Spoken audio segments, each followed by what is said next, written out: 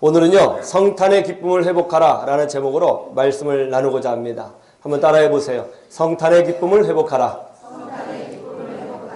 성탄의 기쁨을 회복하라. 예, 성탄의 기쁨을 회복하라. 이 말 자체가 참 아이러니한 말이죠. 성탄절, 당연히 기쁜 날이잖아요. 12월 달은 보통 성탄절이 있는 달이라고 해서 왠지 기쁘고 행복한 날이어야 되는데 오늘날은 좀 그런 것 같지 않습니다. 성탄절이 잘 보이지 않아요. 예전에 제가 어렸을 때는 어떻습니까? 성탄절이 되면요, 벌써 12월 달만 되면 뭐 라디오를 틀어도 캐롤이 나오고요, 뭐 세상 방송에서 캐롤이 나오고요, 또 옛날에는 거리거리에 레코드 가게가 있어서 그 레코드 가게에서 밖으로 스피커를 통해서 캐롤을 많이 들려줬습니다. 그죠? 추운 겨울날 이제 레코드 가게 앞을 딱 지나가면 거리마다 오고 가는 많은 사람들, 딱 그러면 나의 그녀는 어디 있을까? 그러면서 마음이 따뜻해지고요. 그리고 교회에 보면 막 그 종탑 위에 임마누엘 크게 써놓기도 하고, 그리고 여러 가지 장식을 통해서 성탄의 기쁨을 알렸어요. 참 어려운 시절이었습니다. 정전이 있는 시대였어요. 불이 꺼지면 촛불로 불을 밝혀야 했고, 또 집집마다 라면 몇 박스씩 사놔서 끼니를 때우는 그런 시대였습니다. 그럼에도 불구하고 성탄절 때는 마음이 따뜻했고 행복했고 참 즐거웠어요. 근데 오늘은 어떤가요? 거리거리에 외제차가 질비하고 고층 아파트가 서 있고 집집마다 먹을 것 때문에 고민하는 사람이 매우 적어진 이때에 성탄절이 됐는데 기쁨이 없어요. 따스함이 없습니다. 얼굴에 미소가 없어요. 성탄절이 보이질 않아요. 옛날에는 그래도 마트에 가면 성탄절이 좀 보였거든요. 요새는 마트에 가도요, 성탄절이 없어요. 도대체 이게 무슨 일인가? 왜 우리는 성탄의 기쁨을 잃어버렸을까? 왜 우리는 성탄의 따스함을 잃어버렸을까? 심지어 그리스도인들조차도 왜 성탄절의 기쁨을 기억하지 못하고 사는 것일까? 그런 생각을 하게 되었습니다. 기뻐할 때에 정말 기쁜 일이 찾아온다고 저는 믿습니다. 기뻐할 때에 하나님의 기쁨을 누리게 된다고 믿습니다. 성탄절을 통해서 기쁨을 누릴 수 있다. 이게 정말 행복한 일이구나 하는 것을 저는 요즘 깊이 깨닫고 있습니다. 저는 바라기는 오늘 말씀을 통해서 여러분 각각이 어떤 상황에 있든지 성탄의 기쁨을 회복했으면 좋겠습니다. 그러기를 축복합니다. 오늘 본문에 보면 놀라운 말씀이 나와 있죠. 가브리엘 천사가 나사렛에 있는 어린 소녀 마리아를 찾아갔습니다. 그리고 놀라운 말씀을 전해줍니다. 이 마리아가 임신을 하게 될 것인데 뱃속에 있는 아이는 단순한 아이가 아니라는 거예요. 구약 성경에 예언된 그 메시아, 그 씨, 그 자손, 그 언약의 자손이, 그 메시아가 이 마리아를 통해서 탄생하게 될 것이라고 하는 놀라운 메시지였어요. 그러자 이 놀라운 메시지를 들은 마리아가, 아니 저는 남자를 알지 못하는데 어떻게 이런 일이 있을 수 있습니까? 그러자 천사가, 대저 여호와의 말씀은 능치 못함이 없느니라. 그 말씀을 들은 마리아가 그대로 순종하죠. 주의 여종이오니 그 말씀대로 내게 이루어지이다. 그래서 이 어린 소녀에게 기적이 일어나게 되었습니다. 여러분 한번 생각해 보세요. 이 당시 처녀가, 더더군다나 이제 약혼한 16살 어린 소녀가 임신을 했다고 하면 어떤 일이 벌어질까요? 오늘날도 한번 생각해 보세요. 한 16살, 17살 된 아이가 임신을 해서 교회에 왔다. 배가 남산만에서 왔다. 여러분 어떻게 했어요? 찬송하겠어요? 다 난리 나는 거죠. 주여, 주여. 이러지 않겠어요? 예? 난리 나는 거죠. 근데 지금 여기 고대 사회예요. 율법이 엄격하게 적용되던 2000년 전 이스라엘 사회입니다. 약혼한 처녀가 임신을 했습니다. 어떤 일이 벌어져요? 죽는 겁니다. 자기만 죽나요? 그렇지 않죠. 그 당시는요, 명예라는 개념이 굉장히 중요했던 시대예요. 자기만 죽을 뿐만 아니라 자기 부모님은 어떻게 되는 거예요? 일가 친척은 어떻게 되는 것입니까? 자기와 약혼했던 요셉은 또 어떻게 되는 거예요? 이 마리아가 임신을 하게 되면 마리아 자신뿐만의 문제가 아니라 자기 집안이 뒤집어지고 그 동네가 뒤집어지는 사건이 일어나는 거예요. 너무나 충격적인 사건인 거예요. 너무나 두려운 사건이죠. 그렇다면 마리아는 지금 무서워해야 합니다. 두려워해야 해요. 떨려야 되는 거죠. 내가 어떻게 해야 되는 거지? 고민해야 됩니다. 그런데 어떤 일이 벌어진 줄 아세요? 마리아가 기쁨으로 노래하고 있다는 거예요. 누가복음 1장 46절 한번 보세요. 1장 46절, 47절 두 절만 같이 한번 읽어보죠. 46절, 47절 같이 볼까요? 시작. 마리아가 이르되 내 영혼이 주를 찬양하며 내 마음이 하나님 내 구주를 기뻐하였음은. 지금 마리아가 두려워하고 있어요? 슬퍼하고 있어요? 기뻐하고 있어요? 기뻐하고 있다는 거예요. 아니 어떻게 이런 일이 벌어지죠? 철딱소리가 없는 건가요? 철이 없어서 그런 걸까요? 아니면 지금 상황 파악이 지금 잘 안 돼가지고 그러는 걸까요? 아니 처녀가 임신했다는데 너무 기뻐하고 있어요. 노래를 부르고 있어요. 지금 노래를 부르는 상황이 아니에요. 지금 큰일 날 상황입니다. 이거 밝혀지면 끝장나는 거예요. 근데 마리아는 기뻐하고 있습니다. 성경에 보면 예수님의 오심, 즉 성탄을 아는 사람들은 한결같이 기뻐하며 노래했습니다. 동방박사 예수님의 탄생을 기뻐했어요. 그죠? 들에서 양을 치던 목자들 예수님의 탄생을 기뻐했어요. 또 성전에서 기도했던 안나와 시므온 예수님의 탄생을 기뻐했어요. 심지어 하늘의 천군 천사들도 예수님의 탄생을 기뻐했어요. 예수님의 탄생을 보고 아무런 느낌이 없거나 예수님의 탄생을 보고 오히려 싫어했던 사람들이 있어요. 누구예요? 예, 이름이 한 글자예요. 성은 마시거, 마귀, 헤롯. 예, 헤롯 왕과 마귀는 예수님의 오심을 기뻐하지 않았죠.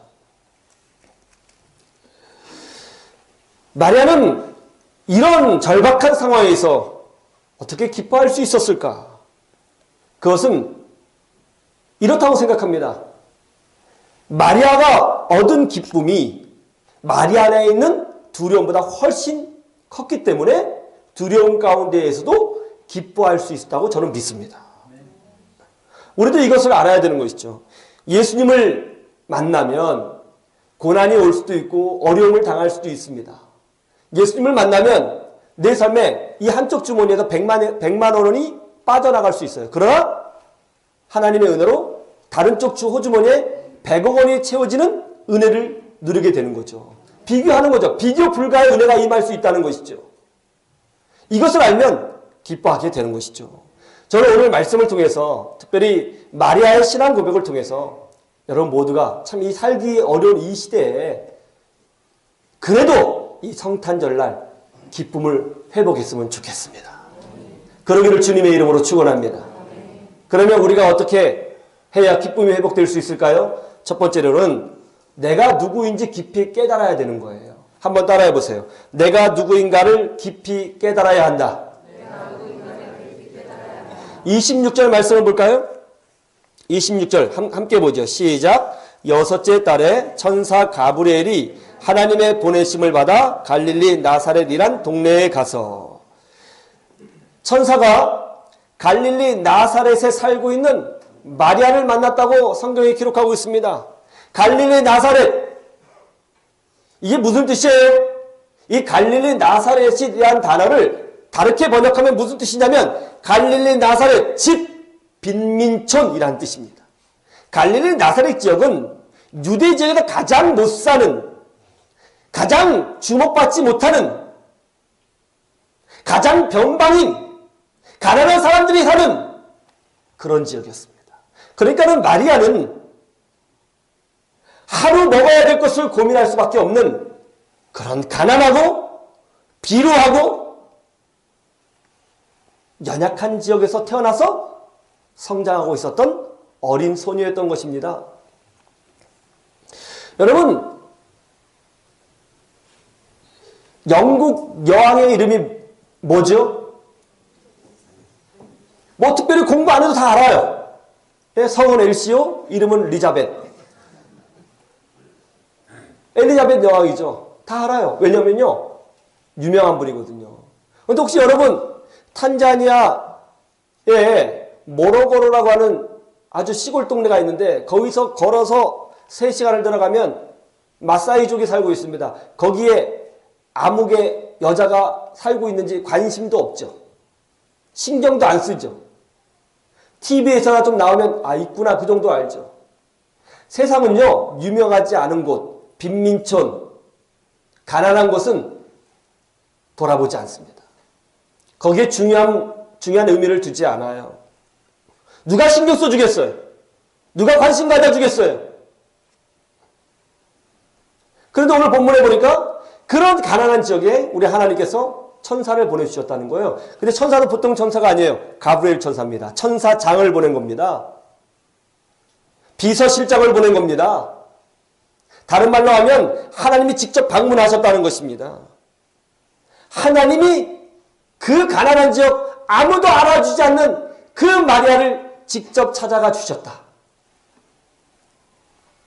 오바마 대통령이 비서실장을 한국에 파송합니다. 그리고 주소를 적어줍니다. 헤이 비서실장, 당신이 방문할 곳은 이것입니다. 경기도 용인시 민속촌 옆에 있는 희망을 노래하는 처치입니다. 거기서 정기영 목사님 찾아서 이것 전해주세요. 그리고 전용기까지 딱 보내줬어요. 그 비서실장이 와서 저한테 딱 와가지고는 오바마 대통령의 친서를 보여주고 메시지를 보여주며 전용기를 태워서 백악관으로 저를 모셔갑니다. 그러면 어떤 일이 벌어질까요? 예, 막 기자들이 막 몰려와서 빵빵 터뜨려서 어떻게 알게 된 겁니까? 왜 왔습니까? 무슨 말을 들었습니까? 막 난리치는 거죠. 예. 그러면 기자들이 막 오면 여기가 보디가드 하실 분들이 많잖아요. 우리 목사님 바쁘십니다. 예. 예. 사람이 세운 대통령만 찾아와도 주목받는 사람이 되는 거예요. 여러분 성탄절은 어떤 사건인 줄 아세요? 성탄절은 예수님이 태어난 사건이 아니에요. 성탄절은 하나님이 우리를 찾아온 사건입니다. 우리 성탄절을 맞이할 때마다 우리가 잊지 말고 기억해야 될 내용은 뭐냐면 하나님이 사람이 되셔서 우리를 찾아오셨다는 사실을 기억해야 되는 것입니다. 그럼 우리는 당연히 이런 질문을 해야죠. 도대체 제가 누군지 찾아오신 거죠? 그런 질문을 해야 되지 않겠습니까? 아기 예수님이 태어났어요? 모두가 기뻐해요? 그 정도가 아니에요. 성탄절은 하나님이 우리를 찾아오신 거예요. 그래서 임마누엘 하나님이라고 하는 거예요. 우리를 방문하신 거예요. 우리를 직접 만나기 위해서 오신 거예요. 이게 성탄절의 의미입니다. 기독교 신앙의 핵심은 뭐냐면 기독교 신앙은 세상의 종교와 다릅니다. 세상의 종교는 무엇을 행할 것을 가르치죠. 그래서 세상의 종교는 항상 doing을 얘기합니다. 그러나 기독교 신앙의 핵심은 우리가 하나님 앞에 누구냐를 얘기하죠. 그래서 기독교는 항상 being을 얘기하고 있는 것입니다. 우리가 도대체 하나님 앞에 누구냐? 어떤 존재냐? 어떤 존재로 여김받고 있느냐? 어떻게 살아야 하느냐? 그 이전에 우리가 누구냐? 하는 것을 성경이 질문하고 있는 것입니다. 내가 하나님 앞에 어떤 존재인가? 하나님이 나를 어떻게 여겨주시는가? 어떻게 대접하고 계시는가?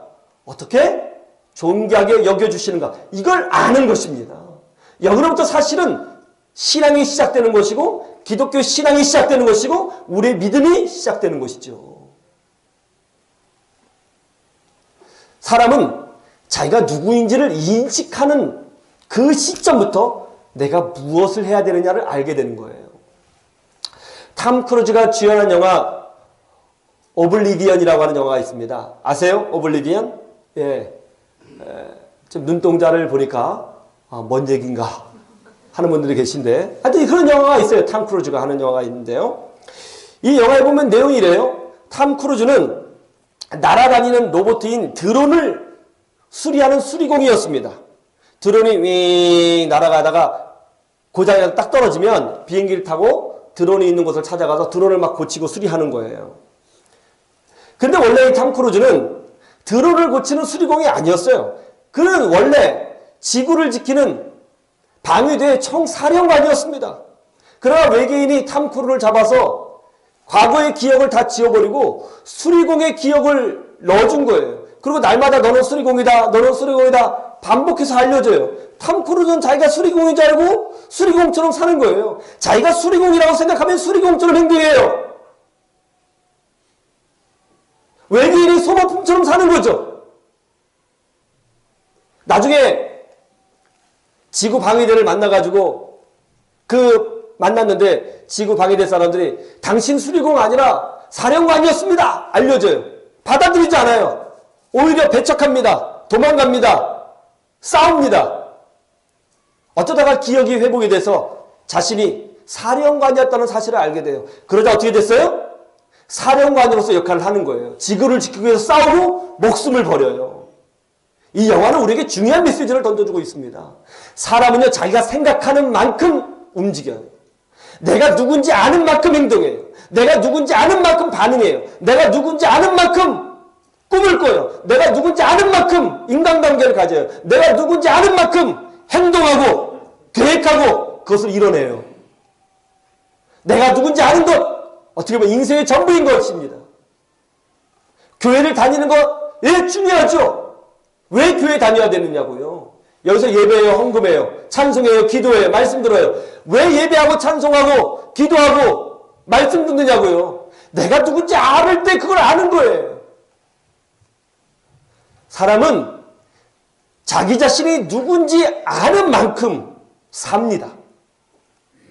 자기 자신이 누군지 깨달은 만큼 누리며 자기 인생길을 걸어가게 되는 것입니다. 하나님이 빈민촌 나사렛 마리아를 찾아가셨습니다. 마리아는 누굽니까? 보통 사람이 아니죠. 특별한 존재죠. 경제적인 가치로는 연약하죠. 나이로 보면 어리지요. 당시의 여자는 호족에도 등록하지 못했습니다. 그런 존재였죠. 그러나 하나님이 마리아를 찾아간 이상 마리아는 평범한 빈민촌의 아이가 아닙니다. 매우 특별한 존재가 된 거죠. 성탄절은 예수님이 태어난 절기가 아니에요. 성탄절은 예수님이 바로 나를 찾아오신 절기인 것입니다. 우리가 이번 성탄절에 깨달아야 될 것이 뭐냐면 하나님은 나를 찾아오셨구나. 이거를 깨달아야 되는 줄로 믿습니다. 여러분 생각해 보세요. 지금 여러분 예수님 믿으십니까? 뭐 아멘 이렇게 시원찮아요. 예수님 믿으십니까? 믿을 겁니까? 믿었었습니까? 다 아멘 하면 어떡하겠다는 거예요 지금. 이거 어떻게 해석해야 되죠? 네? 예수님 믿으시잖아요.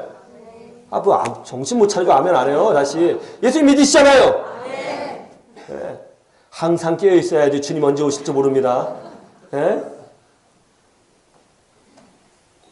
어떻게 예수님 믿게 됐어요? 여기 이렇게 앉아 계신 분들 중에 성경을 식독해서 성경에 있는 모든 진리를 깨달아 예수님이 진짜구나 해서 여기 온 사람 아무도 없어요. 아무도 없습니다. 신학서적 천고를 탐독해서 진리를 깨닫고 여기 온 사람 아무도 없어요. 여러분이 믿으려고 해서 여기 온 게 아니에요. 한번 생각해 보세요. 과거의 어떤 날, 그 누구를 통해서, 어떤 계기를 통해서, 어떤 사건을 통해서 여기 왔어요. 근데 그 사건의 핵심을 보면 하나님이 나를 찾아오신 거였어요. 내가 하나님을 찾아간 게 아니에요. 하나님이 나 같은 사람 찾아와서 제가 지금 목회하고 있는 거예요. 하나님이 나를 찾아와서 내가 지금 여기 앉아서 집사로, 권사로, 장로로, 목사로, 하나님의 자녀로 섬기고 있는 거예요. 성경은 반복적으로 우리에 대해서 이렇게 말씀하고 계십니다. 너희는 지나가는 사람이 아니야.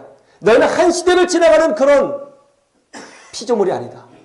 너희들은 나의 아들이요, 나의 딸이요, 내 백성이요, 내 신부요, 내 양이요, 나의 사랑하는 존귀한 자라. 반복해서 말씀하고 계시죠. 이 성탄절에 우리 예수님이 나를 찾아오셨구나. 나는 누구인가? 깨달아야 됩니다. 그러면 기쁨이 회복되는 줄로 믿습니다. 찬양 중에 이런 찬양이 있죠. 이 찬양을 부르면 하나님의 마음이 어떤지 느껴져요. 너의 하나님 여호와가 너의 가운데 계시니 그는 구원을 베푸실 전능자시라.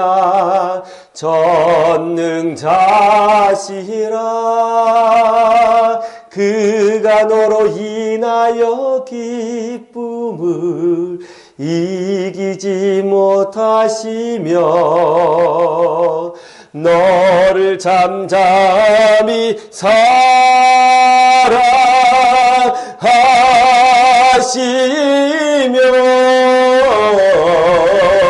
즐거이 부르며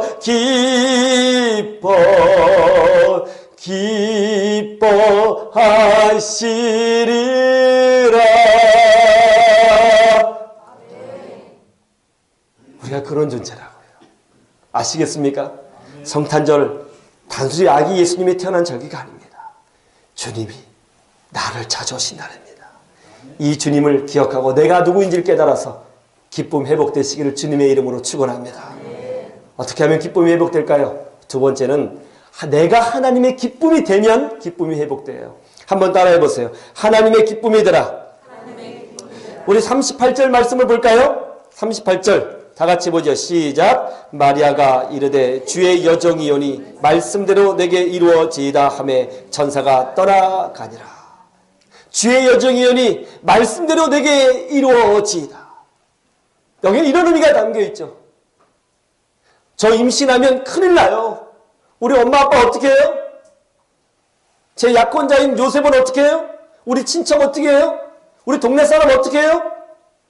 그렇지만 제가 그 사람들의 모든 상황에 맞추기보다는 먼저 하나님의 기쁨이 되기 위하여 제가 주의 말씀에 순종하나이다. 정말 그런 큰 일들이 일어나는 거죠. 그러나 마리아에게는 이런 마음이 있었던 것 같아요. 하나님께 순종하면 다른 인간적인 모든 고민과 문제도 하나님이 다 해결해 주실 것이다. 그렇게 믿었던 것 같습니다. 현대인들이 스트레스를 많이 받는 이유가 뭔가 학자들이 연구했어요. 대부분 인간관계에서 그 스트레스가 많이 경험된다고 합니다. 왜 인간관계에서 스트레스가 많이 경험되는 줄 아세요?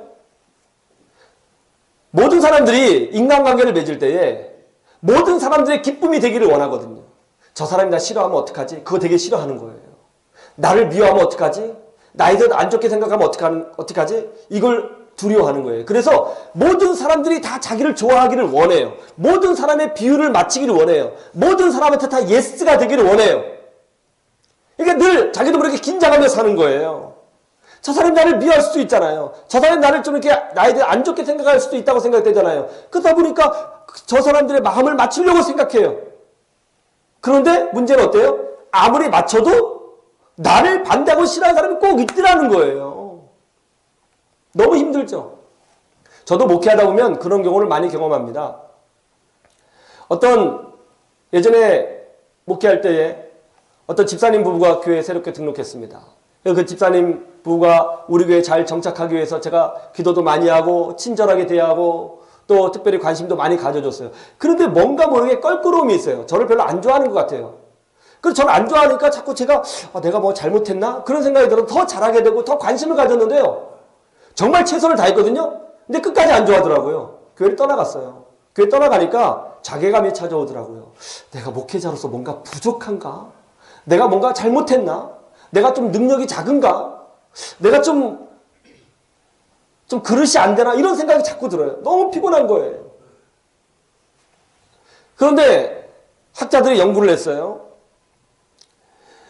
우리가 인간관계를 가질 때 놀라운 게 뭐냐면 25%의 사람은 어떤 일이 있어도 나를 미워한답니다. 내가 아무리 잘해도 나를 안 좋아해요. 내가 최선을 다해도 나를 안 좋아한다는 거예요. 내가 간을 빼주고 심장을 떼줘도 필요 없어. 그런다는 거예요.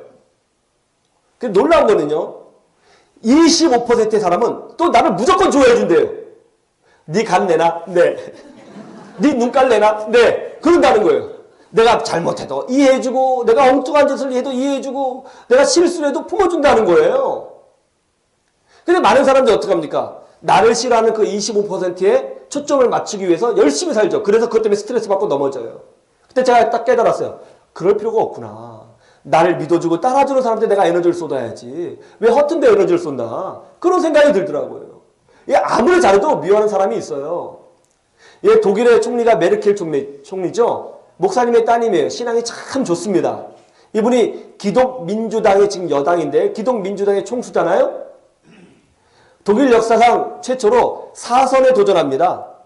정말 놀라운 일이에요. 정말 리더로서 대단한 일을 하고 있어요. 그런데 기독민주당 다 이제 기독교인들이잖아요. 모여서 이제 회의를 하는데 기도하고 나서 회의를 하는데요. 참 놀라운 게 어떤 한 당원이 마이크를 들더니 그렇게 탁월하게 일을 잘하고 있는 메르켈 총리를 향해서 막 독서를 뿜어내더라고요. 당신은 절대 안 돼. 당신은 절대 사선 나가면 안 돼. 당신 때문에 괴로워 죽겠어. 당신은 당에서 나가야 돼. 막 침을 튀기면서 막 얘기하더라고요. 야, 저렇게 잘해도 저렇게 반응하는 사람이 있구나. 여러분, 그래요. 세상은. 모든 사람이 나한테 예스하지 않아요. 그것 때문에 힘들어할 필요 없어요. 우리는 사람에게 초점을 맞추면요. 항상 힘들어요. 사람의 마음은 갈 때 같거든요. 아침 다르고 저녁 달라요. 너무 힘들어요. 그러나 우리가 사람의 마음을 쫓아가면 우리가 피곤하고 방향을 잃고 어렵지만 우리가 하나님의 기쁨이 되면 확신이 생깁니다. 나는 하나님께 맞췄다. 하나님의 기쁨이 됐다. 하나님의 뜻에 순종했다. 이런 확신이 있으면 성령의 기쁨이 우리 가운데 임하는 줄로 믿습니다. 이게 놀라운 거예요. 사도행전 4장 19절에 보면 베드로와 요한이 자기를 박해하고 있는 유대 관원들을 향해서 뭐라고 얘기했습니까? 하나님 앞에서 너희 말을 듣는 것이 하나님의 말씀을 듣는 것보다 옳은가 판단하라. 베드로와 요한이 박해를 받고 있었지만 그런 선포 뒤에 그들은 기뻐했습니다. 내가 하나님 뜻대로 살고 있다. 내가 하나님 뜻대로 가고 있다. 이런 확신이 있으면요. 기뻐할 수 있는 거예요. 저는 이번 성탄절에 여러분들이 사람의 기쁨이 되기 이전에 하나님의 기쁨이 되려고 노력했으면 좋겠습니다. 하나님이 원하는 뜻에 순종했으면 좋겠습니다. 하나님의 뜻을 여러분의 뜻으로 믿고 믿음의 길을 걸어갔으면 좋겠습니다. 그러면 내적인 확신이 생겨요. 난 적어도 사람들한테는 인정받지 못하지만 적어도 하나님한테만큼 내가 인정받고 있다. 이런 확신이 생겨야죠. 그러면 내적 기쁨으로 충만하게 되는 줄로 믿습니다. 소리로 세상을 밝히다 라는 책을 쓴 김치국 교수님, 이름이 특별하죠. 김치국 교수님. 이분이 최연소로 버클리 음대 교수님이 됐습니다. 더 놀라운 것은 한국인 최연소도 놀라운데 시각장애인이라는 거예요. 시각장애인으로 태어났습니다. 그러자 엄마가 이 아이를 붙들고 교회에 나서 울면서 기도했습니다. 하나님, 눈뜨게 해주세요. 고쳐주세요. 하나님, 눈뜨게 해서 고쳐주세요. 제발 고쳐주세요. 성경에 보니까 눈뜬 사람 많이 있잖아요. 이 사람들처럼 우리 애도 좀 고쳐주세요. 눈뜨게 해주세요. 얘 눈 못 보잖아요. 고쳐주세요. 막 간절히 기도했어요. 눈 못 떴어요. 어릴 때부터 아이를 데리고 교회 다니고 기도하고 또 기도원에 가서 간절히 기도했어요.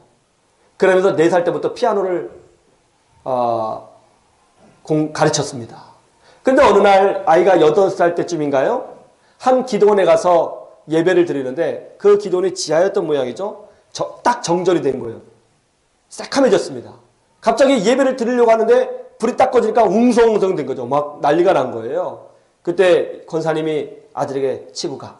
너 피아노 앞에 나가서 어느 부분에 있는 것 같으니까 그래서 네가 연주해.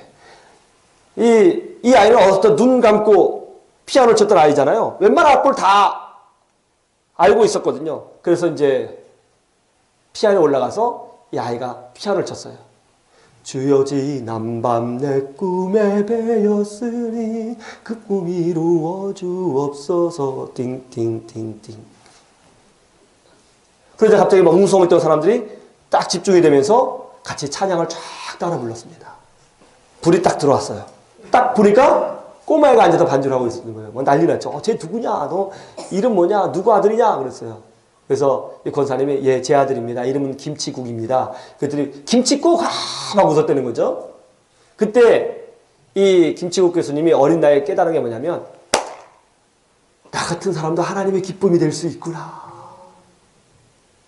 나 같은 사람도 하나님의 기쁨이 될 수 있구나.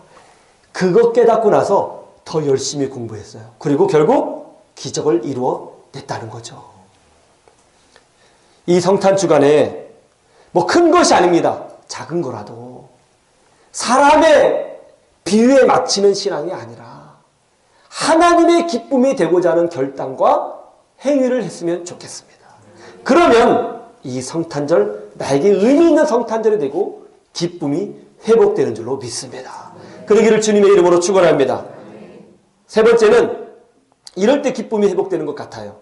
새로운 소망으로 가슴을 채울 때. 한번 따라해 보세요. 새로운 소망으로 가슴을 채우라. 오늘 본문 말씀 31절에서 33절을 보면 천사가 마리아를 찾아와서 놀라운 소망을 심어주죠. 뭐라고 심어줬나요? 한번 31절에서 33절을 보세요. 다 같이 한번 볼까요? 31절에서 33절 시작. 보라, 네가 잉태하여 아들을 낳으리니 그 이름을 예수라 하라. 그가 큰 자가 되고 지극히 높으신 이의 아들이라 일컬어질 것이요 주 하나님께서 그 조상 다윗의 왕위를 그에게 주시리니 영원히 야곱의 집을 왕으로 다스리실 것이며 그 나라가 무궁하리라. 예수 그리스도에 대한 약속을 주셨어요. 여러분, 예수님은 유일하신 구세주 하나님이신 줄로 믿습니다. 예수님은 유일한 메시아이시요 유일한 하나님의 아들인 줄로 믿습니다. 예수님이 참된 메시아예요. 그분을 통해서 기적이 일어납니다. 그분을 통해서 하나님 나라가 완성이 됩니다. 오늘 마리아가 이 메시지를 들을 때 마음의 소망을 품게 된 것이죠. 여러분, 희망은 두려움을 이기게 합니다. 희망은 현재 고통도 이기게 만들어줍니다. 희망은 고난 중에도 노래를 부르게 하는 것입니다. 예수님은 우리를 자유케 하고 참된 사랑과 평화를 주시고 모든 절망을 희망으로 바꿔주기 위해서 이 땅에 오신 줄로 믿습니다. 그래서 예수님을 만난 사람은, 물론 예수님 만나지 않고 신앙생활 하는 사람은 무슨 소리인지도 모르고 느낌도 없겠지만, 예수님을 만난 사람은 변화를 경험하게 되는 줄로 믿습니다. 희망을 노래하게 되는 줄로 믿습니다. 낮은 자를 높이시고 가난한 자를 부하게 하시고 절망을 희망으로 바꿔주시는 하나님의 능력을 품게 되는 줄로 믿습니다. 그러면 그의 영혼에 기쁨이 가득 차게 되는 것이죠. 성탄절은요, 하나님의 기적을 소망하고, 성탄절은 하나님의 회복을 소망하고, 성탄절은 하나님의 사랑과 평화를 소망하는 절기입니다. 이런 소망이 회복되기를 주님의 이름으로 축원합니다. 몇 년 전에 뉴욕 타임즈에 실렸던 감동스러운 기사가 하나 있는데 제가 말씀해 드리겠습니다. 뉴욕 맨하튼 39번가의 어느 회사에서 트럭 운전사로 일하고 있는 빈센트 존슨이라고 하는 사람이 있었습니다. 아주 신실한 크리스찬이었습니다. 근데 이 존슨이 3년 동안 매일 출근하는 길에 항상 보는 사람이 있었는데 누구였냐면 아침마다 일어나서 구걸을 하는 한 노숙자였어요. 근데 그 노숙자를 볼 때마다 마음이 그렇게 아파요. 처음에는 무시했는데 왠지 하나님께서 네가 섬겨라 하는 느낌이 들었어요. 그래서 그 노숙자에게 샌드위치도 갖다 주고 또 용돈도 주고 또 때로는 조언도 해주고 또 말씀도 보내주고 막 그랬어요. 근데 이 노숙자를 만날 때마다 느끼는 게 뭐냐면 가면 막 냄새도 많이 날 뿐만 아니라 술 냄새가 막 너무 지독한 거예요. 항상 술에 취해 있어요. 돈을 주면서도 아저씨 술 드시지 마세요. 이거 술 드시면 안 돼요. 이거 꼭 식사하셔야 돼요. 예. 근데 그 다음 날은 술에 쩔어 있고 완전 씻지도 않고 너무너무 지저분한 거예요. 자꾸 돈을 주다 보니까 회의감에 빠졌어요. 야, 이거 돈 주면 뭐하나? 자꾸 돈 주면 술 마실 텐데 이 돈 줘도 되나? 저 아저씨는 왜 이렇게 변화가 안 돼? 아무리 복음을 얘기해도 변화도 안 되고. 한 번은 너무나 화가 나가지고 차라리 막 보면 너무나 가슴 아프고 그러니까 안 보이는 게 낫겠다. 안 보이는 게 낫겠다. 하나님 내 눈앞에 안 보이게 좀 해주세요. 그렇게 기도를 했어요. 근데 정말 그 다음 날부터 안 보였어요. 근데 그 노숙자가 안 보이면 마음이 굉장히 편할 줄 알았는데 안 보이니까 궁금한 거예요. 오늘 왜 안 나왔지? 어디 갔지? 그거 아침에 출근할 때마다 그분이 구걸했던 자리를 이렇게 쳐다보는데 안 보이는 거예요. 몇 주 뒤에 그분이, 그 노숙자분이 휠체어를 타고 구걸을 하고 있었습니다. 그 내려서 물어봤어요. 이제 이분을 이제 식당에 들어가서 아침 식사를 해주면서, 아니 그동안 어디 있었느냐고, 왜 휠체어 타면서 구걸하느냐고 물어봤더니, 아니 자기가 잠을 자고 있는데 어떤 노숙자가 이분의 신발을 뺏어갔다는 거예요. 그 추운 겨울날 맨발로 이렇게 다니다가 동사에 걸려서 발가락을 절단했다는 거예요. 그 지금 여기서 휠체어 타고 구걸한다고. 아 그러냐고 마음이 아팠습니다. 그분과 이제 대화를 하면서 놀라운 사실을 깨닫게 됐어요. 이분이 가족도 없는 분인 줄 알았더니 가족이 있고요. 그리고 이분의 이름이 레이먼드 로렌스였고요. 더 놀라운 것은 이분이 자기 여동생이 있는데 그 여동생의 핸드폰 전화번호를 기억하고 있다는 거예요. 그래서 핸드폰 전화번호를 알아서 이분이 전화를 했어요. 충격적인 사실을 알았어요. 이 노숙자분의 여동생이 노숙자가 구걸하고 있는 근처 빌딩에서 근무하고 있었다는 거예요. 근데 한 번도 만나지 못한 거예요, 둘이. 그래서 당신 오빠가 지금 구걸하고 있다 알려주니까 뭐 난리가 났죠. 뭐 쫓아온 거죠. 그리고 이제 그 여동생을 통해서 고향에 어머니가 계시고 있다는 사실을 알았습니다. 그리고 어머니는 버지니아에 있는 한 조그만 동네에서 간호사로 일하고 있다는 거예요. 더 충격적인 사실을 또 알아냈습니다. 이 노숙자였던 이분은 원래 노숙자가 아니라 보스턴에 있는 한 명문대학 음대를 졸업했고 전공은 피아노였다는 거예요. 이분이 이 사실을 듣고 야 가만히 있으면 안 되겠다 싶어서 고향으로 돌려보내려고 했는데 지금 딱 돌려보내려니까 너무 몰골이 아니에요. 막 술에 취해 있고 예? 너무 한심한 거예요. 그냥 돌려보냈다가 또 뛰쳐나올 수도 있겠다. 그럴 수 있잖아요. 그래서 이제 자기 집에 모셔서 한 달 동안 술 절대 안 주고 예? 막 목욕도 시켜주고 그냥 반 사람을 만들어 놨어요. 반 사람을 깨끗이 만들고 양복도 딱 입혀가지고요. 한 달 후에 고향으로 모시고 왔습니다. 어머니를 만났는데 어머니가 백발이에요. 그 아들을 보고 막 하염없이 우는 거예요. 막 말도 심하고 울어요. 그거 보니까 너무 가슴 아프죠.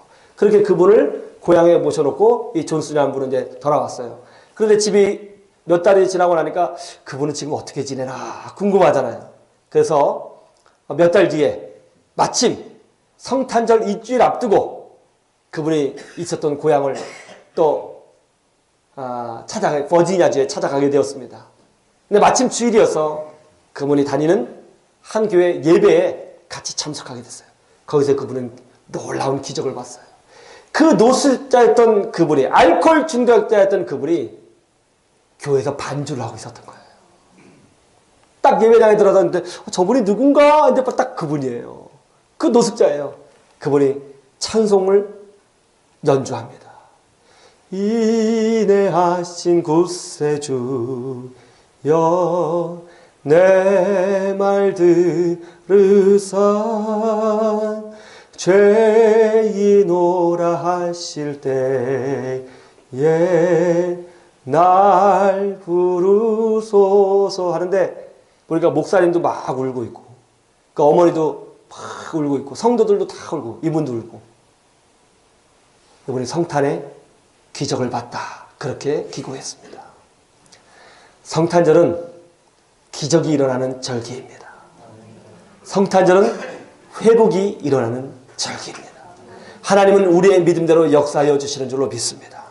저는 바라기는 오늘같이 살기 어려운 이때에 우리 사랑하는 희망을 노래하는 교우들 여러분 모두는 이 성탄절을 통해서 기쁨을 회복했으면 좋겠습니다. 그렇게 되기를 주님의 이름으로 축원합니다.